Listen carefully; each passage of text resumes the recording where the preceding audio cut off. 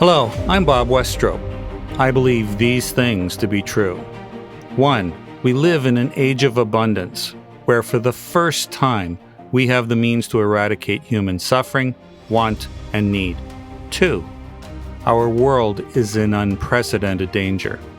Too many issues that must be dealt with simultaneously, from climate change to an all-out assault on democracy itself. 3. We have years, not decades, to prevail, to make possible a new age of wonder. 4.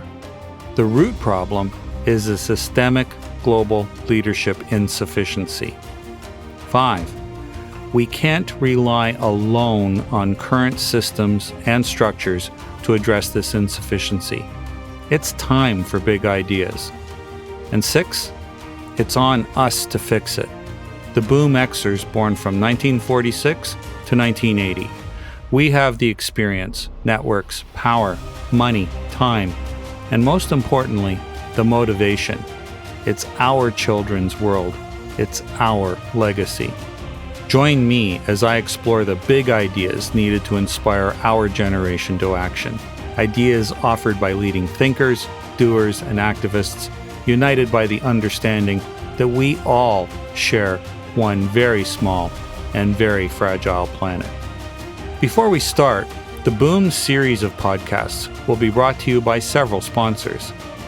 Since Boom is intended to promote actionable, measurable, and meaningful impact, I wanted to make a statement in the acceptance of our first sponsor.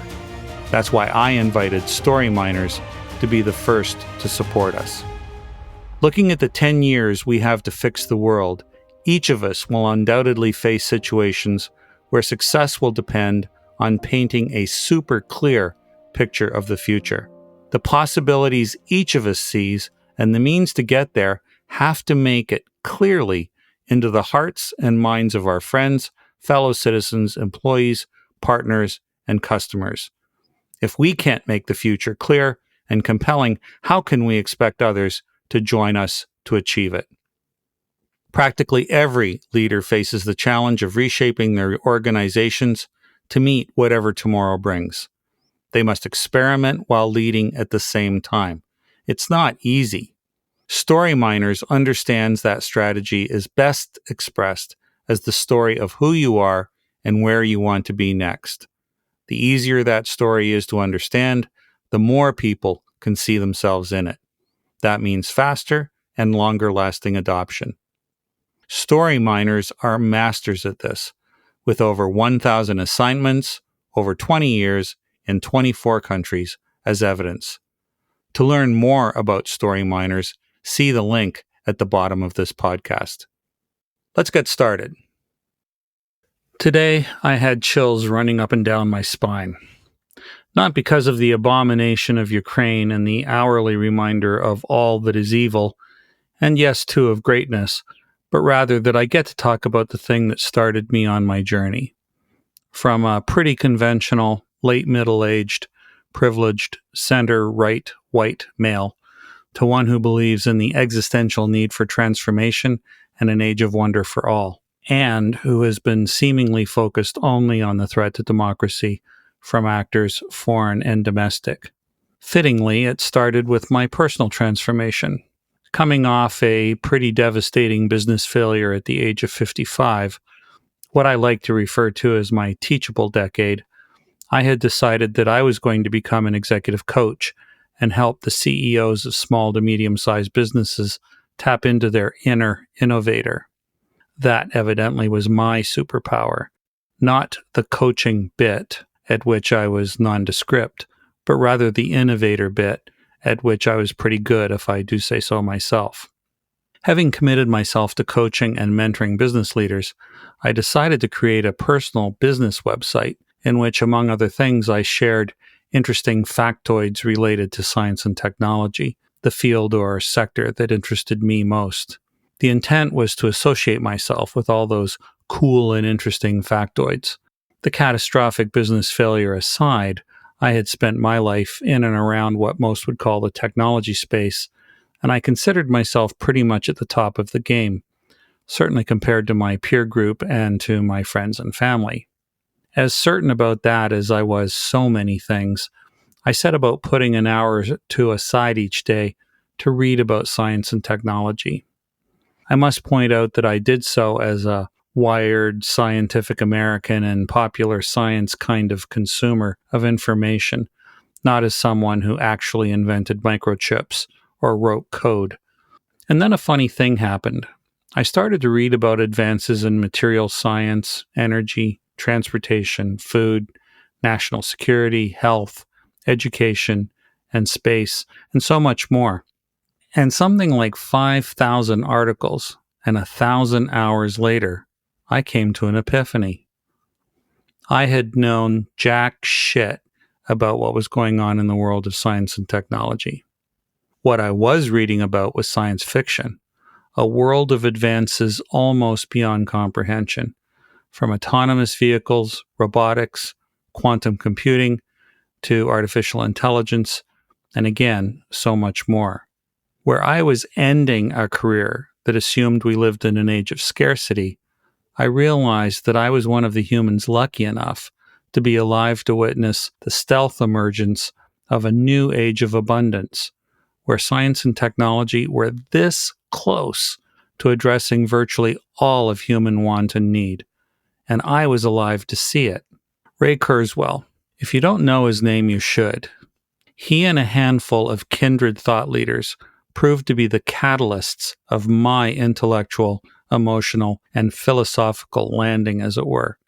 As a key agent of my transformation, and the consequent fact that his theories are foundational to my beliefs and mission vis-a-vis this podcast series, it's worth spending a few minutes to introduce he and his work. Ray Kurzweil first was seen on Fred Allen's I've Got a Secret TV show in 1965, when at the age of 17 he built a computer that convincingly authored classical music. Within a decade or so, he was the inventor, driver, catalyst of the optical character recognition, or known as OCR, and voice recognition suite of technologies, and the inventor of the first music synthesizer able to mimic grand pianos and other instruments.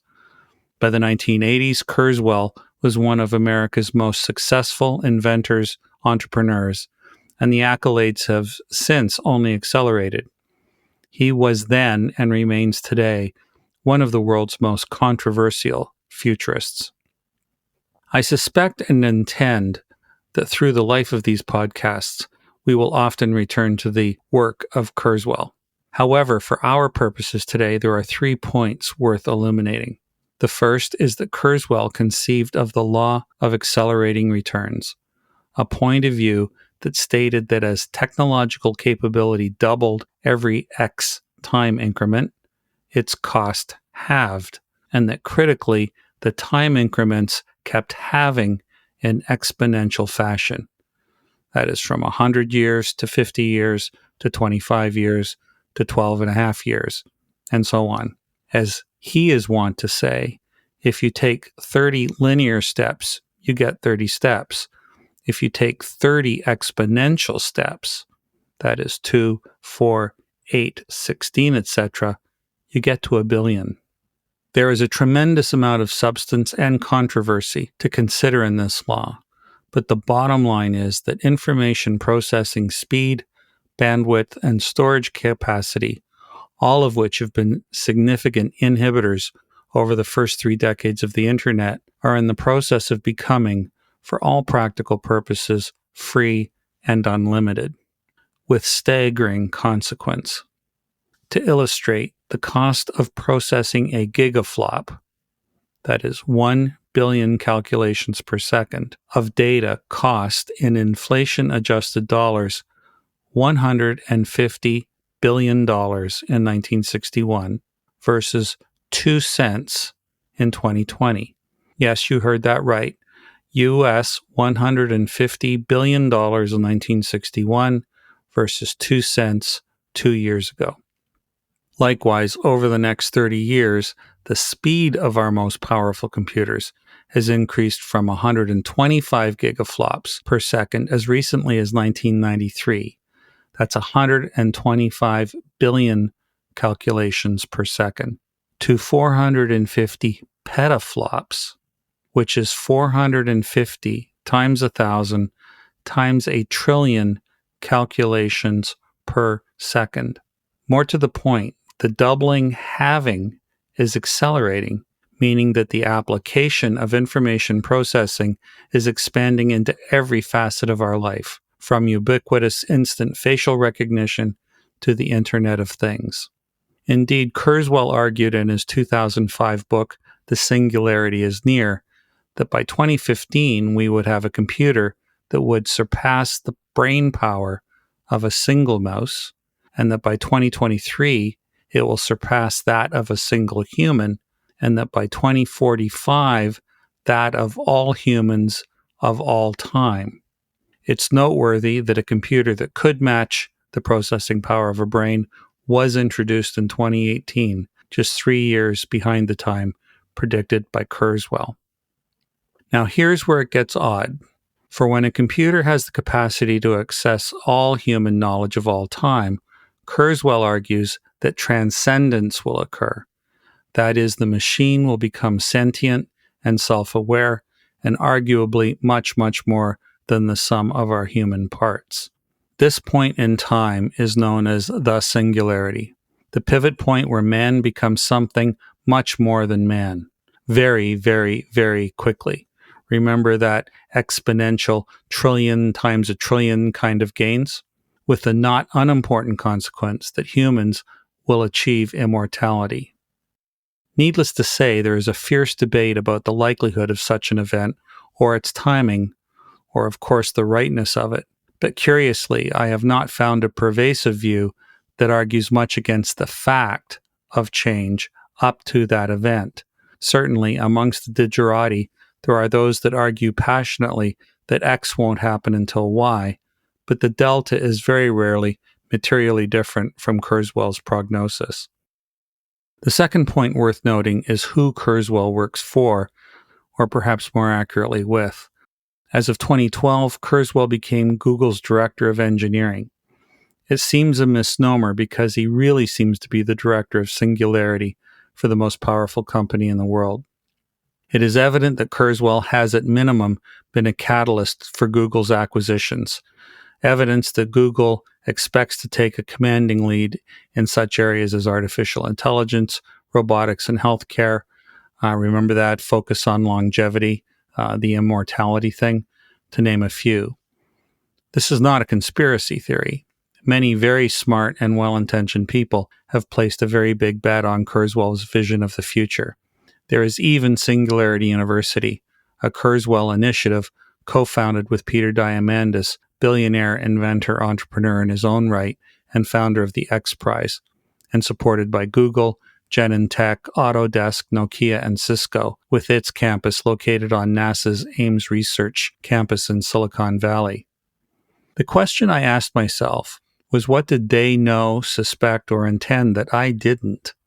I concluded that a view of the future was forming and being made real that is quite literally not understood or appreciated by the great vast majority of the rest of us.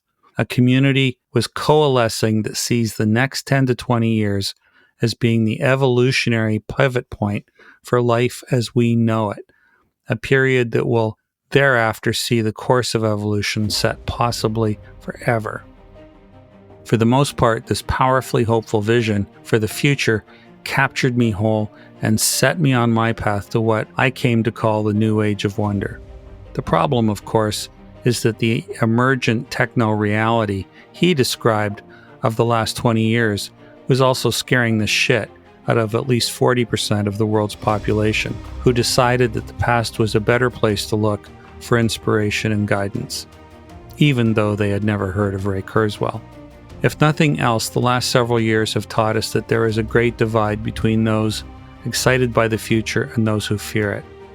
As I have often noted, the similarities between the radicalized white nationalist and the radicalized Western ISIS fighter are greater rather than fewer.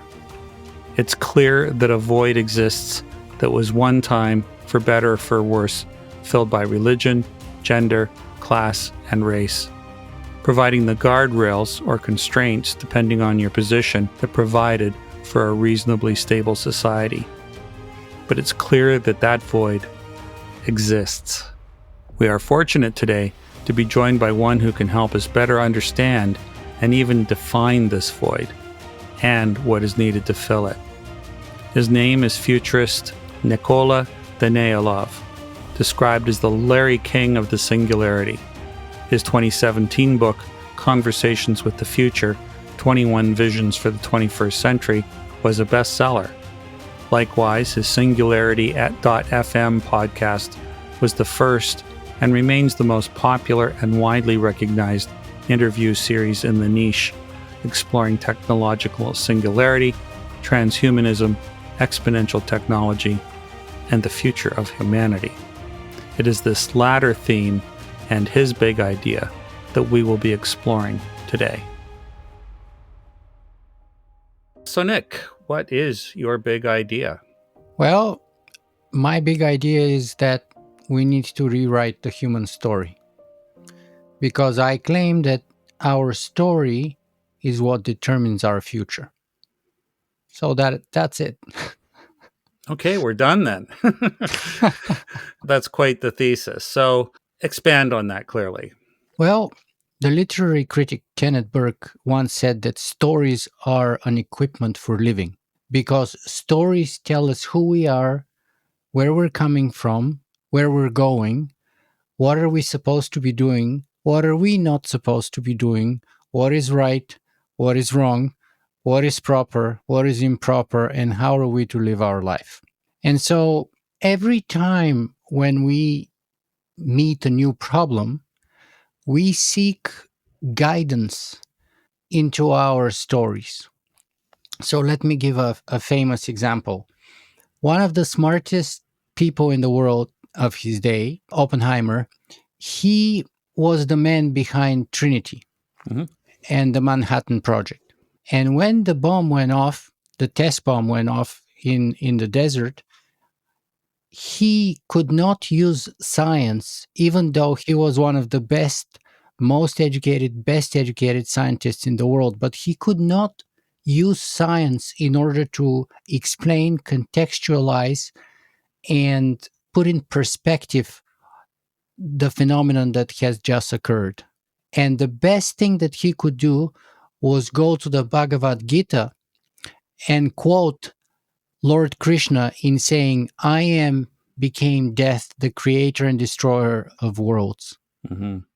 So, in other words, he used science to create allegedly the most powerful tool or weapon in the history of human civilization, at least up until that point.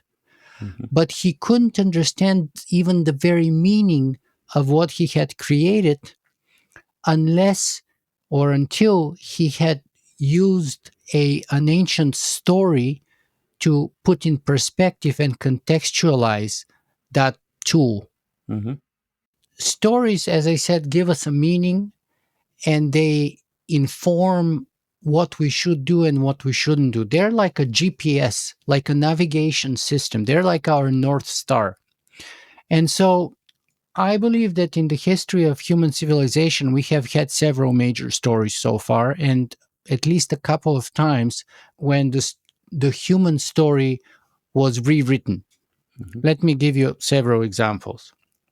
So originally, let's say, and it's a bit arbitrary where we want to cut it or slice it, but we were hunter-gatherers. And that was the story. The story was many tribes, small communities spread around very large geographical areas with little bit of connection in between, and in some cases, none whatsoever. Each community or each tribe had their own story, their own myth that guided their life and informed how they should live and what they should do. And then eventually, there was a shift in that narrative, and we had the agrarian revolution. And you see, in the agrarian revolution, we stopped being hunter gatherers, but we settled down and started raising crops. And that necessitated a complete reinvention because we reimagined and reinvented the story, the human story, that necessitated a complete reinvention of our culture, of our politics, of our economics, of our religion, even. So, originally, for example, we were pantheistic and we had many gods. And eventually, we became monotheistic. The same with political structures. Originally, we were kind of decentralized, and there was some kind of a very loose, decentralized political structure. But with that kind of agrarian revolution, we started having highly centralized hierarchies with the king at the pinnacle of that hierarchy. And then we had this whole kind of a mythological story that had many dimensions, religious, political, and social, that told us about God and how the king was the representative of God on earth because he had the divine right to rule. And so eventually, in the 17th and 18th century, we had the Enlightenment and the Industrial Revolution. And so that was probably the last time when the human story was written and rewritten again. And if you actually pay attention, every time we change the narrative, we have a revolution. Because what happens is, first we change our story, and then it permeates throughout every dimension of our civilization: politics, economics, culture. Everything gets permeated by it and structured around it. And so for the last 300 years, the most dominant story was perhaps after the Industrial Revolution was and still is capitalism.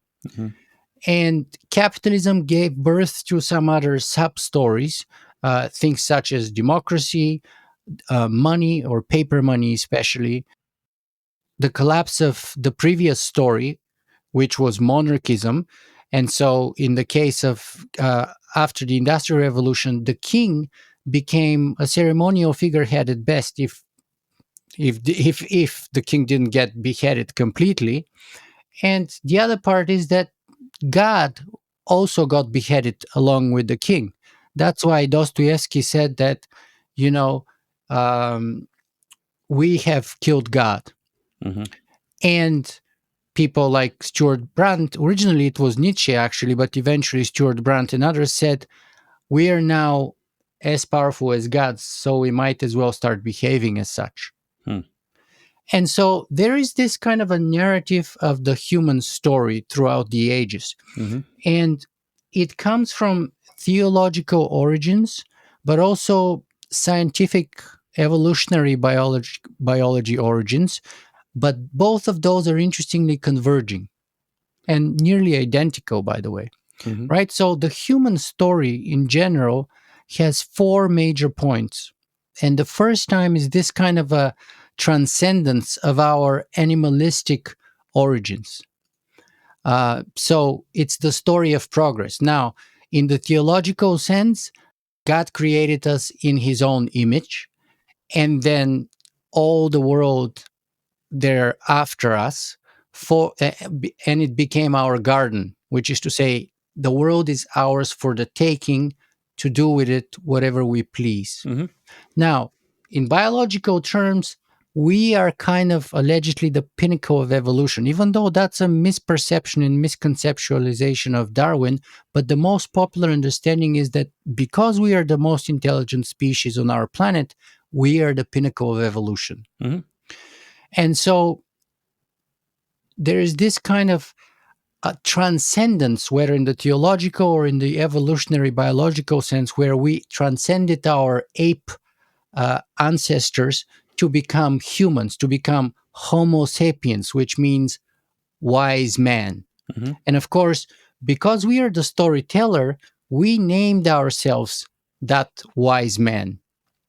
We couldn't give ourselves any other person, because the storyteller is God within that story. They're the most powerful creature within the realm of the story. So that's the first step of the human story. It's the story of progress and transcendence. The second step is the story of supremacy and centrality of humanity. You see, we are special because first we are in the image of God, And second, if we don't embrace religion, we're special because we are intelligent. But the implication of whether it's because we are divine and we have a soul, therefore, or because we are the most intelligent, the implication is one and the same. And that leads us to point three, and that's the story of our separation from nature. We are different. We're not like the rest of God's creation, and we're not like the rest of nature because we are intelligent. We're the most intelligent. Mm-hmm. Mm-hmm. And then the final part of the human story is us becoming gods.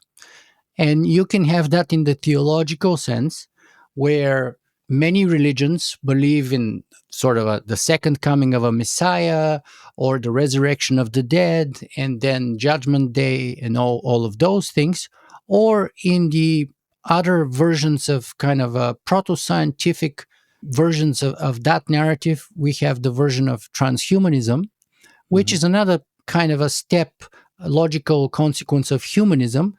And transhumanism says that we are going to become gods physically. And we're going to do that by embracing science and technology. And we're going to do that by either overcoming our biological limitations, such as mortality, for example, whether through genetic engineering or whether through a merger with machines and through human enhancement, etc. But the bottom line is, in either cases, we are becoming gods. So that's the human narrative that permeates since the very first written records that we have in the history of humanity, starting with, let's say, the story of Gilgamesh, all the way to this day, where we've been seeking that kind of immortality, which would make us equal to or de facto gods. Now, I say that that story, that human story that has brought us thus far, has served its purpose. And it has allowed us to send, satellites and to create the International Space Station and to send us to the moon, to Venus, and to Mars and beyond. But now, our greatest strength, which has been our story so far, is also our greatest weakness. Because our current story is falling apart. Why? Because, as I said, story is a GPS for living. It helps us orient ourselves and it informs our decisions. But right now, it is getting harder and harder to make sense of the world. Mm-hmm. Everything around us, all of our institutions, political, social, economic, cultural, are either challenged or already starting to rupture. And the reason for that is because the current problems that our civilization is facing cannot fit within the story that has brought us here today. Mm-hmm. Mm-hmm. And therefore, we cannot make sense of what's happening in the world today with our current stories. We are kind of like Oppenheimer at, Trinity. He got there with science, but he couldn't use science to explain the phenomenon of the atomic bomb. So we are here today at the 21st century, and we're facing a number of challenges like climate change, nuclear proliferation, war, artificial intelligence, genetics, robotics, nanotech, synthetic biology, 3D printing, ocean acidification, species extinction, plastic and other toxic pollution. You name it. The list is kind of endless. And our story that has brought us thus far is first failing to account for these. Second, it's failing to motivate us to come together and resolve those. Mm-hmm. And finally, it's really failing to even explain how or why we can deal with those. You've done an excellent job answering about 3 or 4 questions that I was looking forward to asking. Um, I'm curious, and you gave a clue a moment ago, but I'll ask the question nonetheless. And I'm interested in your origin story of this thesis. I came to know you from afar as a well-known futurist, somebody that most of the videos and articles I read of yours were talking about artificial intelligence or regenerative agriculture or autonomous vehicles. And it seems to me you've really elevated the issue or the discussion in your mind when you're talking about or considering what's the story that humanity needs in the mid 21st century. Can you talk about that path? Sure, yeah. You see, I think I was around 2005 or so doing a master's degree thesis in international relations, and my focus was on armed conflict. Hmm. It's a very, very depressing topic, and you can only read so many books and watch so many documentaries about people killing each other on large scale without it getting to you and getting depressed. At least that's my case. And I have so almost identical same story. So and so even though I've had this long-term fascination with war and conflict and how and why we kill each other at such large scale when we're pretty much the same, more or less, I was looking for a master's degree thesis that's a little bit different. That's not on World War One or World War Two. And so 2006 or so were the first drone strikes that were starting in Iraq and Afghanistan. So I wrote a thesis on a thesis called Hacking Destiny: Critical Security at the Intersection of Machine and Human Intelligence. And then I argued that the drone strikes that we're witnessing originally in Afghanistan and Iraq and then everywhere are not the clash of civilizations, as Samuel Huntington claimed, but actually the first time in the history of our civilization when increasingly automated machines are making increasingly automated decisions as per whether a human being would live or die. And I said that's a fundamental watershed moment. And it has enormous implications for us as a species. And it could potentially, in the long run, undermine our security as a species. At that time, as part of my work on my thesis, I read Ray Kurzweil's book, The Singularity is Near, and Charlie Strauss's short story called Lobsters, which then became his novel Accelerando. And they're both the same book. One is the nonfiction version and the other is the fiction version of this kind of accelerating change that we're already living in. Mm-hmm. Ray Kurzweil calls it the law of accelerating returns. Yeah. And so those two blew my mind. And I was like, wow, everything we thought we knew, even the very meaning of what it means to be human, is up for grabs. Everything is going to change. And the reason for that is that because the problems we were going to face were going to far outpace our current story to contextualize and frame and therefore resolve those problems. And so I thought originally that the story of transhumanism could be the story that could be the answer to our problems. After looking into it for about 10 years, I decided against it because for several reasons. But first is transhumanism is really a type of humanism. It's absolutely pretty much indistinguishable. You cannot draw a hard line between transhuman and human, really. So that's why it's a kind of a very poor term, because we've always been what people call transhuman is really human. We've always used science and technology. Can you explain the concept of transhumanism? Yeah, well, transhumanism generally is the idea that science and technology would help us overcome our biological limitations. Mm-hmm. So things such as, for example, our mortality, Mm-hmm. things such as the limits to our intelligence, our cognitive biases, our physical strength, and other such abilities, whether physical or cognitive. And ultimately, the ultimate stage is we are going to become gods, which is to say, immortal, all-knowing, omnipotent, and maybe ever-present if we merge our brains with if we get to be mind uploads and we merge our brains with like the cloud and so on and so on. Which is the destiny that people like Kurzweil and others chart out. Yeah. Ray Kurzweil in his book has this kind of a very teleological story, and the ultimate stages are giant computroniums or matryoshka brains. And right now we're living in a universe of dumb dust.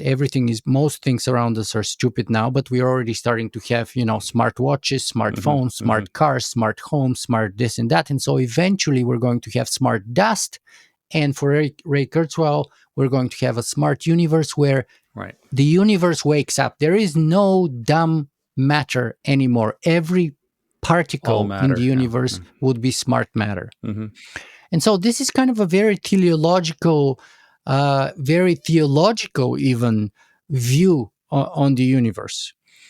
And I got to the conclusion that whether you take that in the Ray Kurzweilian story framework, or whether you take it in the humanist or transhumanist traditional framework, this is what's brought most of the problems that we are Mm-hmm. facing today.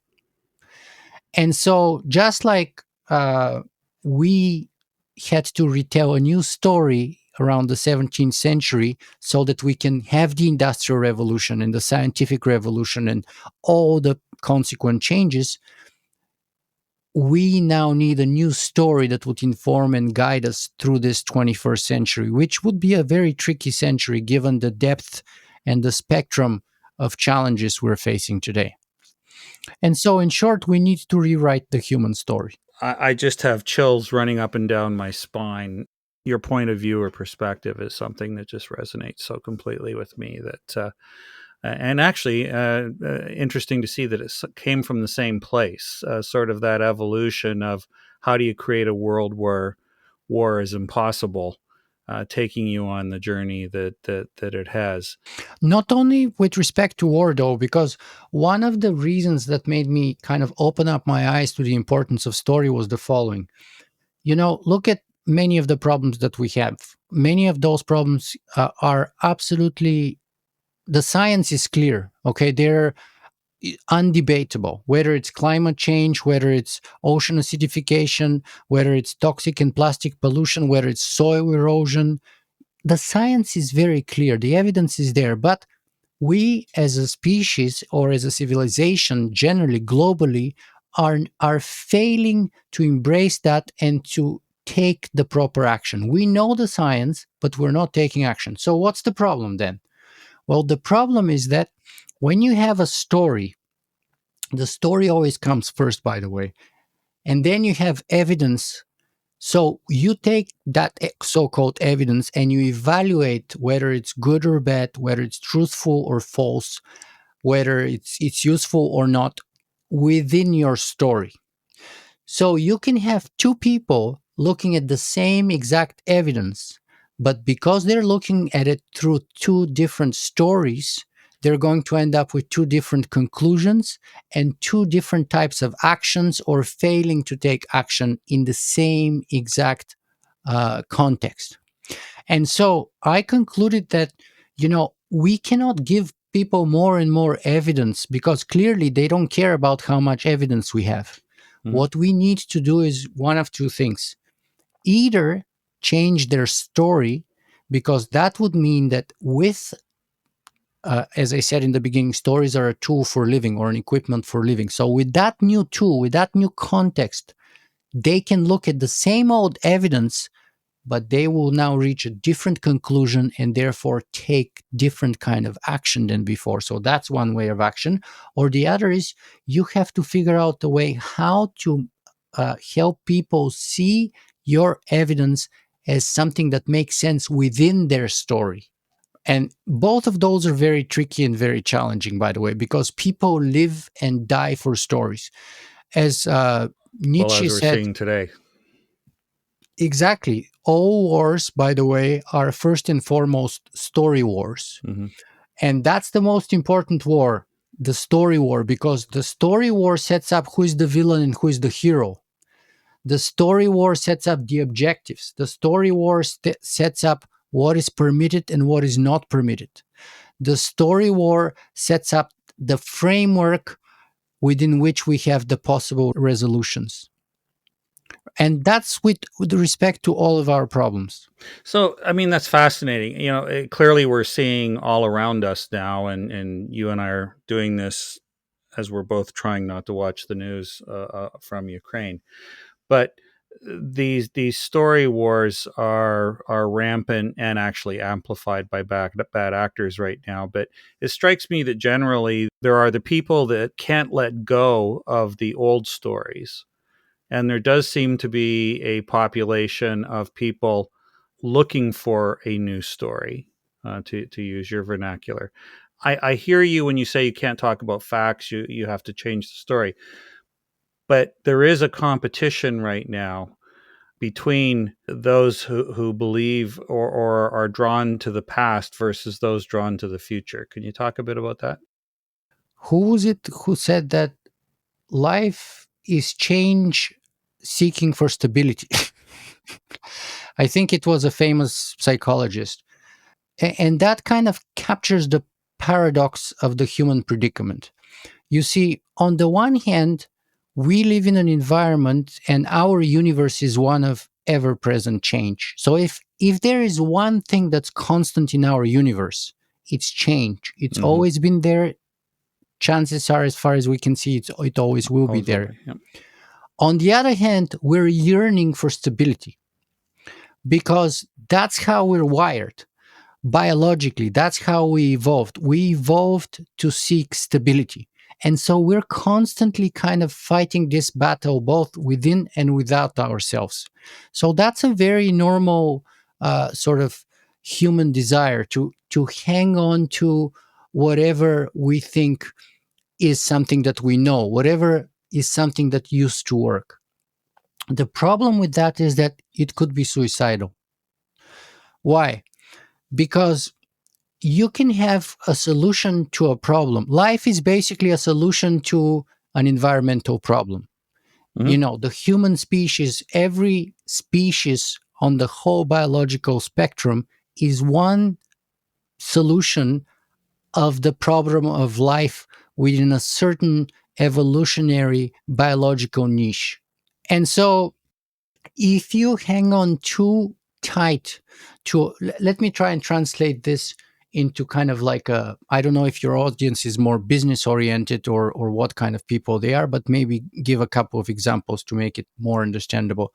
So think about it this way. uh, Kodak had a solution to the problem of photography. Mm-hmm. It was called the Kodak film. It Mm-hmm. was the best film on the market for 100 years. You see, my wife's family is from Rochester, New York. It used to be called Kodak City. So for 100 years, they had the best solution to a problem in the market, and it worked undisputably. One day, however, it stopped working because we had a revolution, and that was the movement to from analog to digital photography. The revolution of digital photography annihilated the demand for analog film. But because Kodak had so much evidence hanging on to 100 years worth of evidence that what they did was right and it worked and it was very profitable, and it was kind of this kind of a self-reinforcing mechanism, they were unable to adapt to the change in the environment. And we can see that over and over again. Think about it in the world of computers, right? IBM was best positioned to benefit from the personal computer revolution, but they missed it.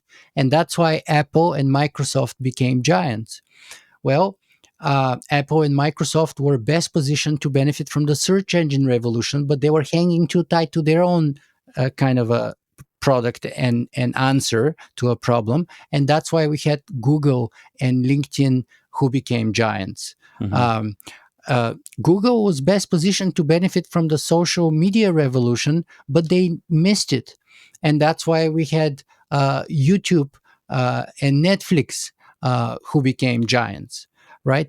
And then the German and Japanese car manufacturers were best positioned to benefit from the electric car revolution, but they nearly missed it.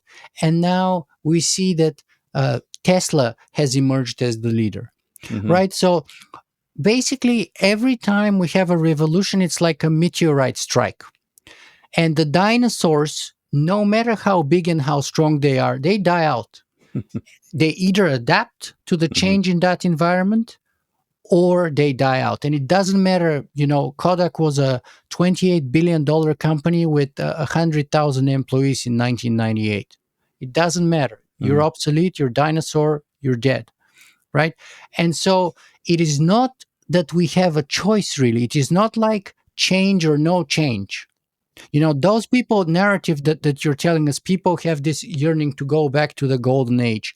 First, we can't ever go back to the golden age. Secondly, if you actually study history, history tells you that the golden age was not really a golden age. It was very unpleasant time, Of course. actually. Yep. Much shorter lifespan, lots of violence, lots of unpredictability. And so we tend to romanticize and idealize that past, but it was never really a golden age. So we can't go there first because change only goes one way, not backwards. And secondly, even if we could go there, it's not even worth it. But it's got this natural urge. But right now we're facing the situation of radical change again. And it's not a question of change or not change. It's a question of change A, change B, change C, or change D.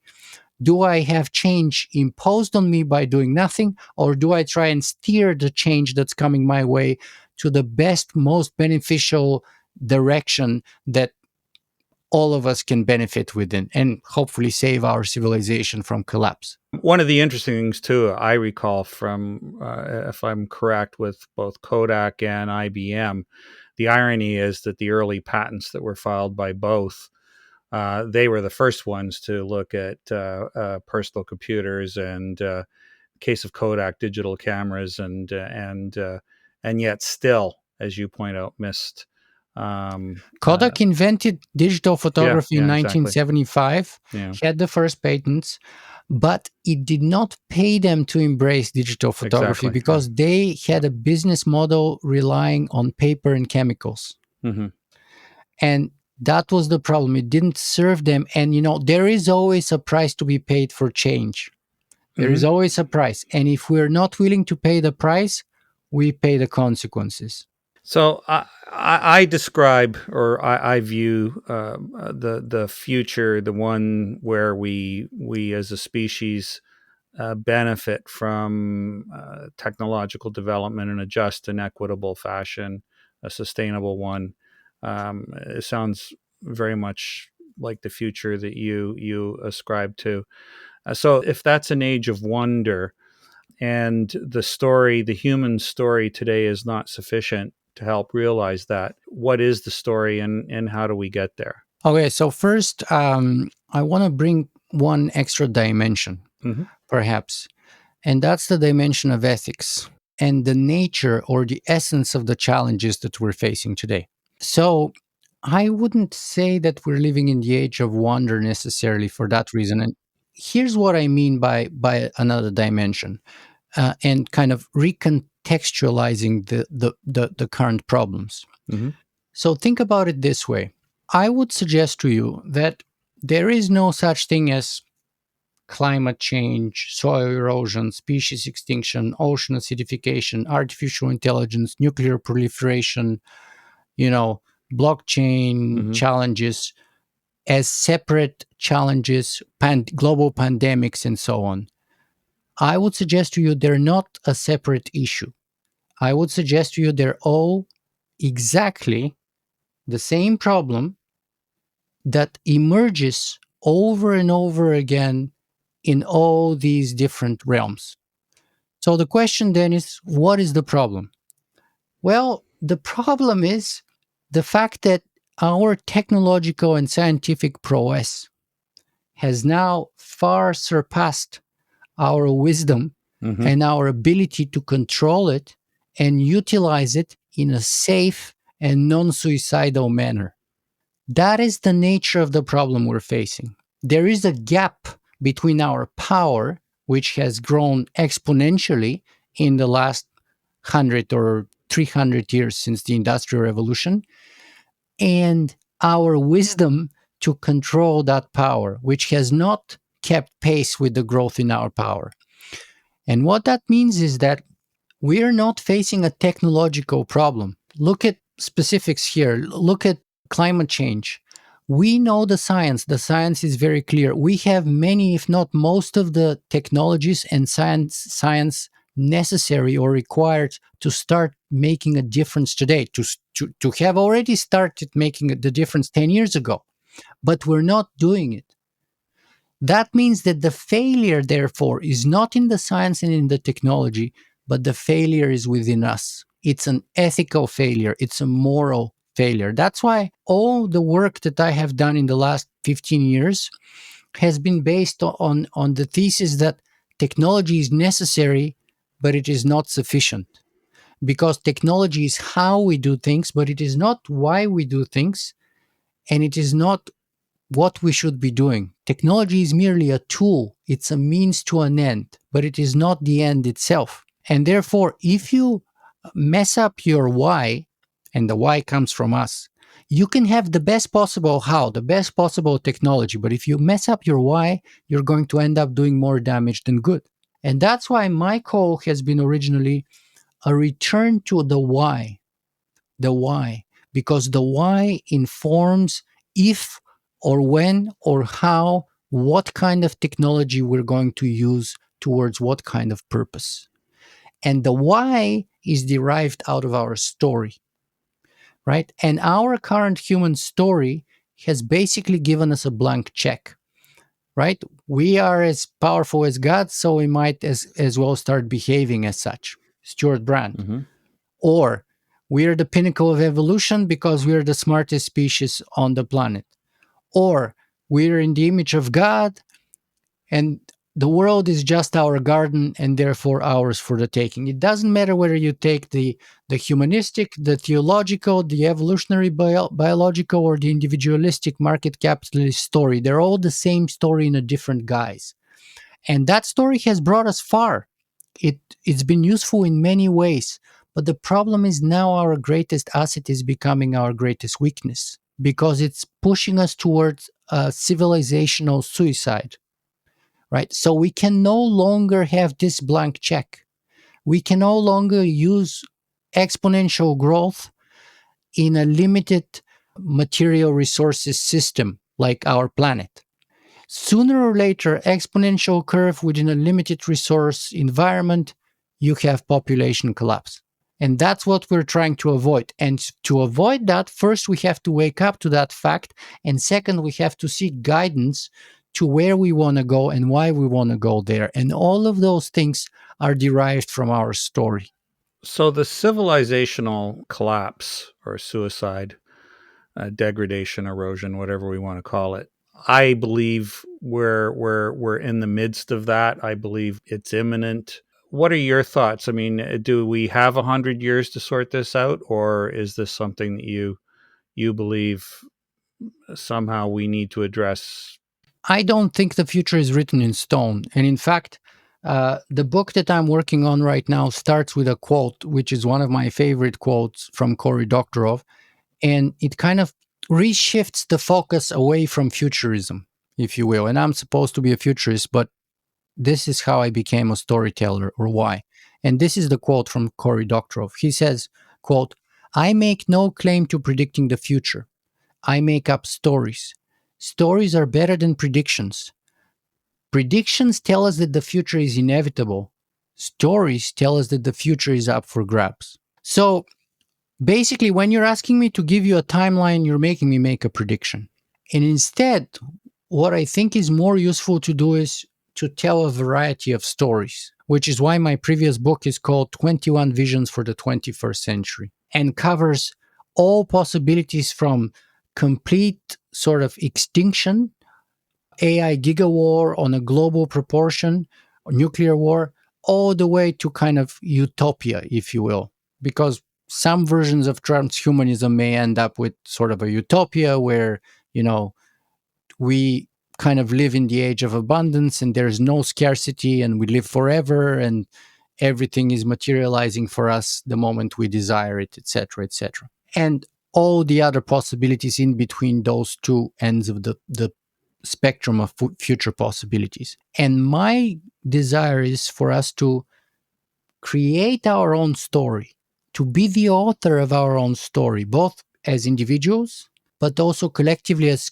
companies and organizations, as nations, and especially at the planetary level as a civilization and as a species. And then choose that future and create it. Because the future is a self fulfilling prophecy. And the image of the future influences the present a lot more than the present influences the future. Hmm. Why? Because The image of the future inspires us or motivates us or demotivates us to act or not to act, right? So let's say we have two people. One says, "Oh, forget it. There is no hope. We're all doomed. Those politicians and these people, lack of leadership, nothing's ever going to change. So I'm just going to watch Netflix and drink beer, and there's nothing I can do about it anyway. It's out of my hands." So you have this image of the future, and then it demotivates you or it depresses you. Or you can have another image of the future which says it's possible.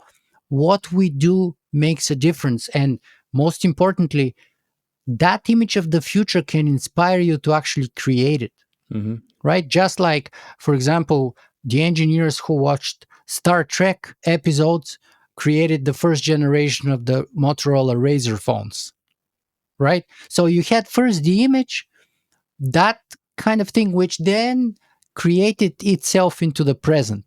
I understand that you're reluctant to sort of accept a time frame, but I do determine a sense of urgency in your message. Is there a particular group of individuals that are the ones that need to change their behavior, or is it something where we all need to change our behavior? Gandhi said, if you want to change the world, start with yourself, Hmm. right? You cannot expect other people to change unless you're willing to lead by example. Very simple like that. Leadership is all about, whether in military sense, being at the front, whether in corporate sense, leading by example, whether in sort of philosophical sense, living your message. Uh, you know, you cannot have a dichotomy or hypocrisy between what you do and what you say. And so that's why it is up to all of us. And we all have a stake in our world and we all have a stake in the future. Now, the level, though, that makes the most difference is the systemic level. So we play two kinds of roles, one at the individual level and one as aggregate at the systemic level. But the system within which we operate is a story. Capitalism is a story. It's a story about how a civilization could and should be run, and what are the benefits and the cost, and what is right and what is wrong, and who gets what rewards and who gets what punishment. And capitalism has taken us thus far, but now capitalism is falling apart. It is literally unable to address the current challenges that humanity is facing.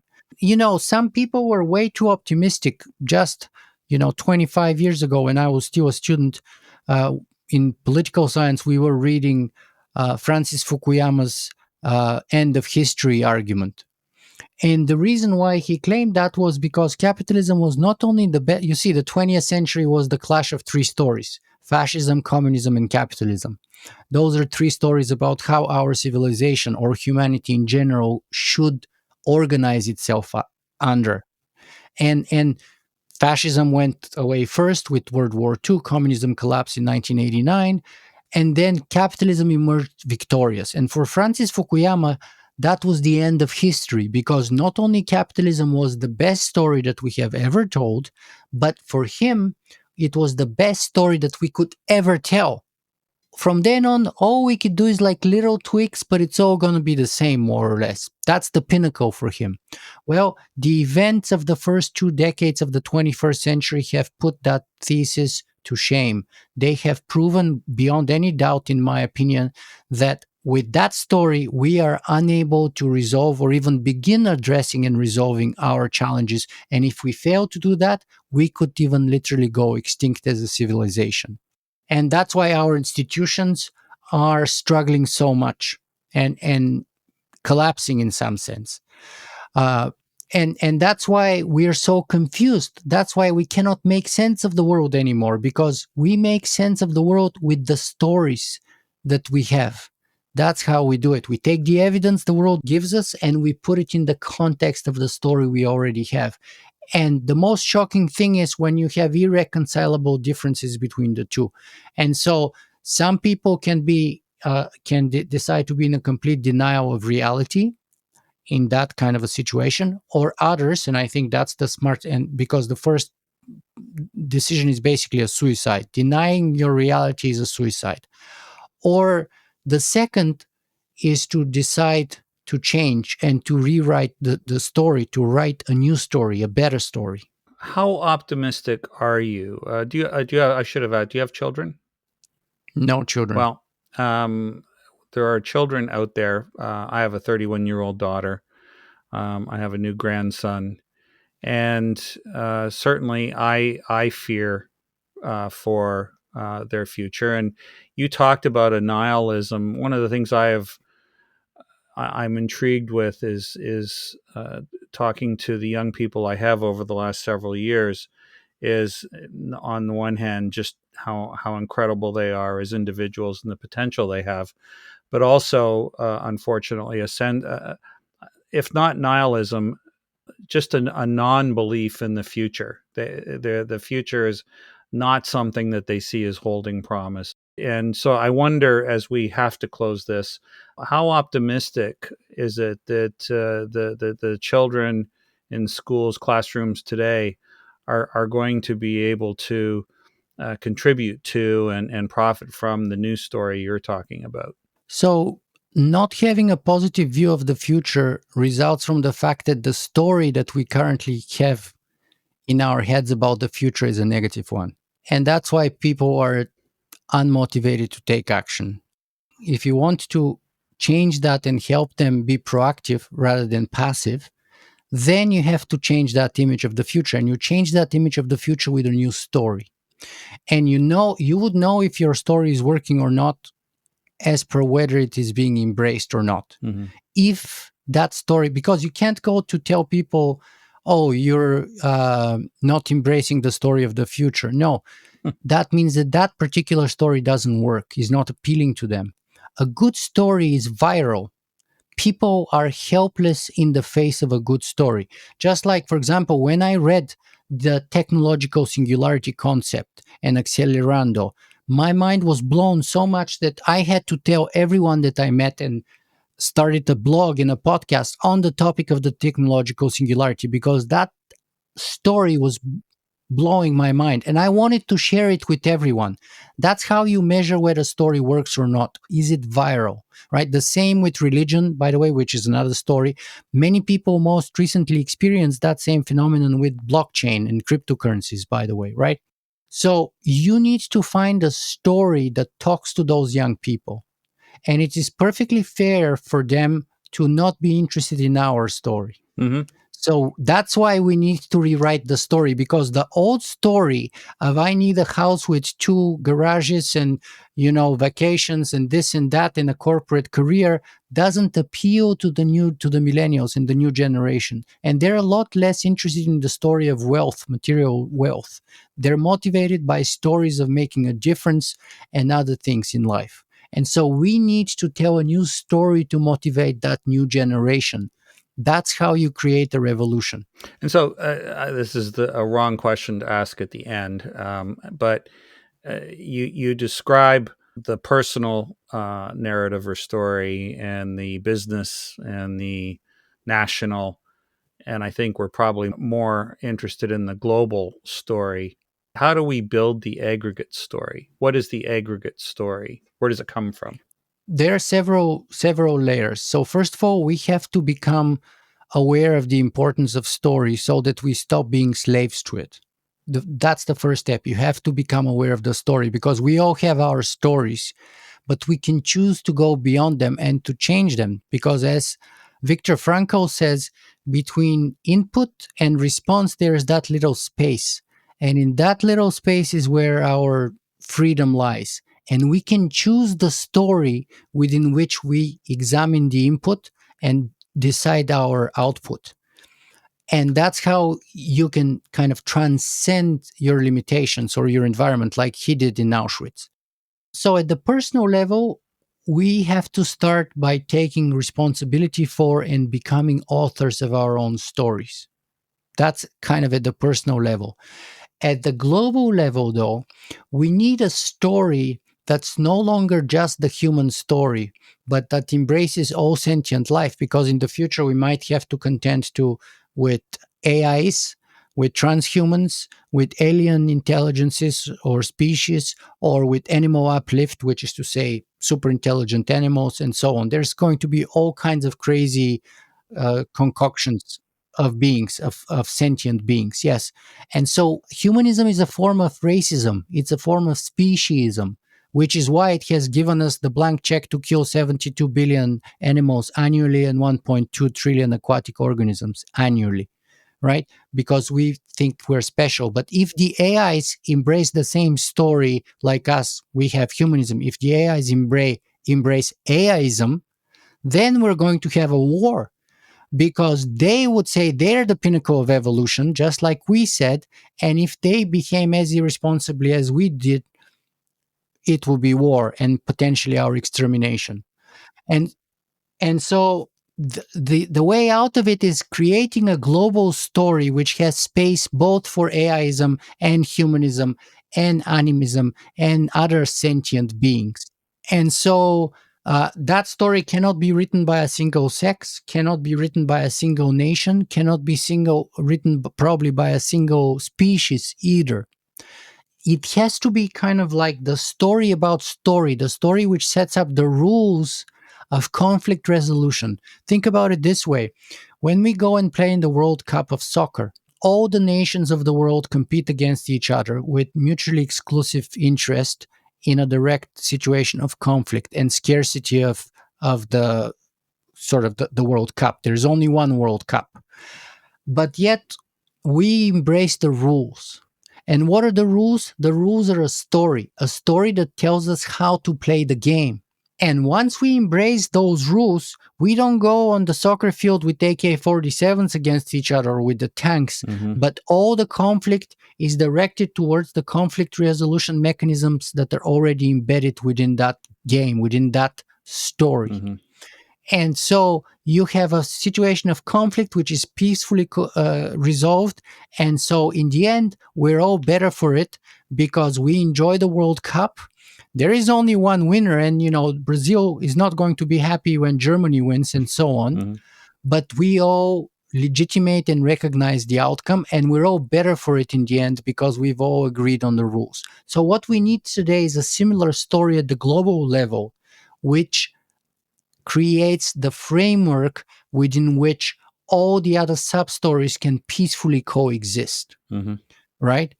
And so that's what I'm struggling to come up with, a narrative. Now, in the past, this has been created by originally religion. This was the grand narrative. The meta-narrative of humanity for thousands of years was religion.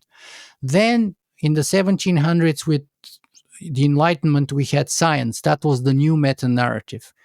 And that story was believed that, just like religion promised us to save our souls and to become gods, science promised heaven on earth and to save us from ourselves. But now we're witnessing that science itself is not enough. It is necessary, but it is not sufficient, because you cannot have that war or any war without the science today. And in fact, it could help us exterminate each other. And so we need a new story that would legitimate and contextualize the proper usage of science, the limitations thereof, and the peaceful coexistence of mutually exclusive and conflicting points of view. And that is a perfect way to end this, Nik. Thank you so much. My pleasure entirely.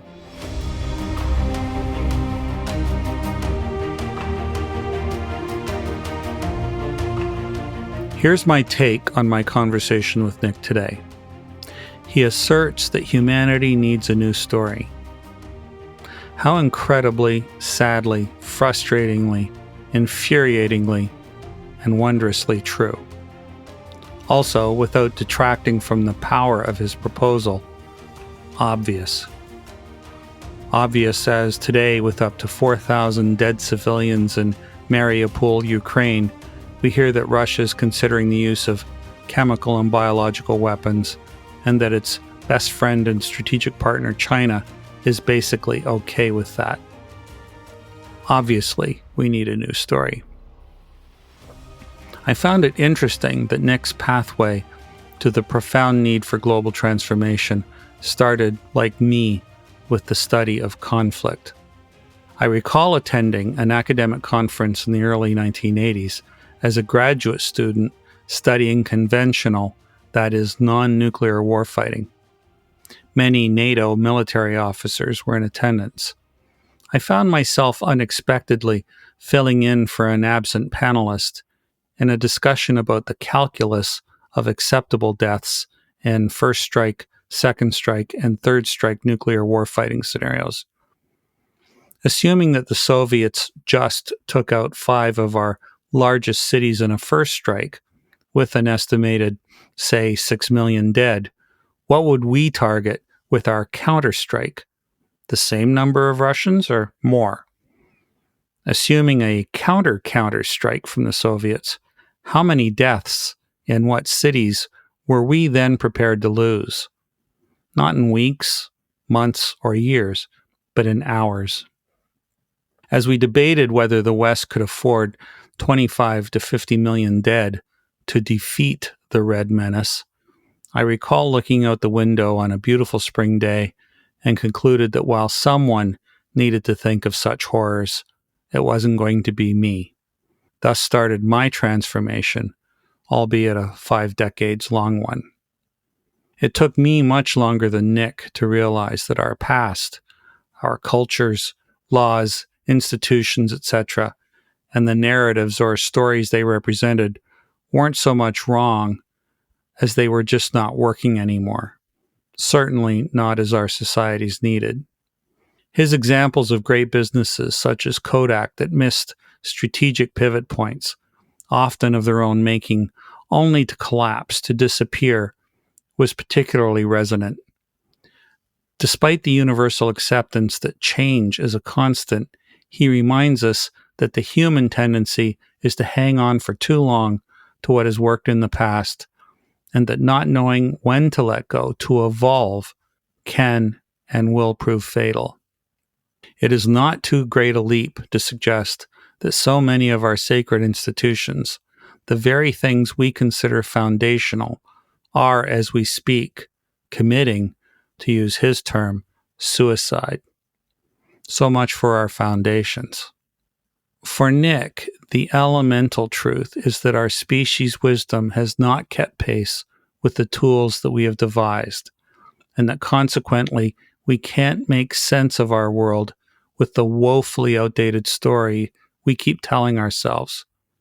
It's not technology at all that's the issue, but rather our failure to render our technology subservient to our ethical or moral compass. I think his most important point is that all of our so-called existential challenges, from climate change, running through income inequality and social justice, to today war and the threat of nuclear holocaust, are all products of a story that is simply no longer relevant. The question, of course, is who authors the next story. The great religions, the dominant ideologies, were all the product of a great many storytellers, contributing a sentence here, a paragraph there, over decades or centuries. Who are the new tellers to craft the new story we need in the exponentially short period of time that we have? I do confess one thought that occurred to me about the telling of the story. I believe that it must be unapologetically from a one-world perspective, that there are 2 simple realities for us all. There is an I, and the one round world that we all stand on together. All of the lines that we create thereafter are arbitrary and are not fixed, from family to our neighbors, our town, state, province, or country, from our language, our religion, from the political party we vote for. The new story, I would suggest, must unite as many of the 7.53 billion eyes of the world with this globalist or humanist or universalist, whatever you want to label it, point of view. See, the story needs work. Veteran listeners won't be surprised why I had chills. Nik was saying better than I ever had that a new story needed telling, and I believe I know how the storytellers can be assembled and how the story can be written. That is, leveraging the work of Leaders Expedition, the nonprofit project comprised of 1,000 colleagues of mine from over 30 countries who spent 4 years and 20,000 hours of their time devising and testing the model needed to effect global transformation by 2035. I don't know if Nik would agree or not, but I see the tenets, the core values that we first devised as the ethical wrapper for the new story he describes, and the scaffolding for a civic movement we designed that we believe had the potential to systemically and globally scale to not only author that new story, but to then act on it. Nik has challenged us to reflect on what that new story should be. I challenge you, the listener, to do more. Do you have the time, experience, connections, and/or resources to commit yourself to a 10-year effort to craft and start acting on this new story? The story that will unite and save humanity? I have argued that we must assume that we have just 10 years to manage our way through not only the issue presented today by Nik, but all of the pressing challenges facing us, from climate change to income inequality. And I have argued we have the tested roadmap to scale the solution, the civic movement needed to prevail.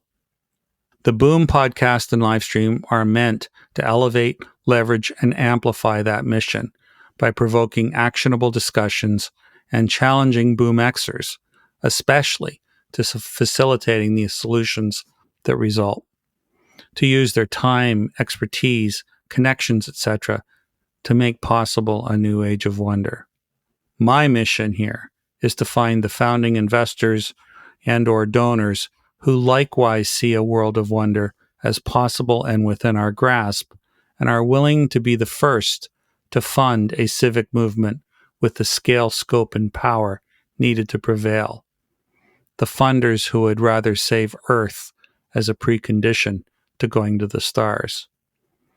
As you reflect on the state of the world today, see through the pessimism and concern that is absolutely warranted, and look through to that world of wonder that can be, must be, made by 2035, and reflect on what you are prepared to do about it. It's not naive, it's not a dream, it's not a fantasy. It can be, it will be. Check out our site at boombigideas.com and check out our mission and core assumptions tabs at the top. If you're interested, click on the Lex archive to see more information on our work at Leaders Expedition. Finally, while there is no charge for accessing or subscribing to this podcast and the accompanying website, there are costs associated with providing this service to you. Please note the Buy Me a Coffee tip jar at the bottom left of the homepage at boombigideas.com. If you find value in the work we are doing, please take a moment to make whatever contribution feels right. Trust me, it is most appreciated.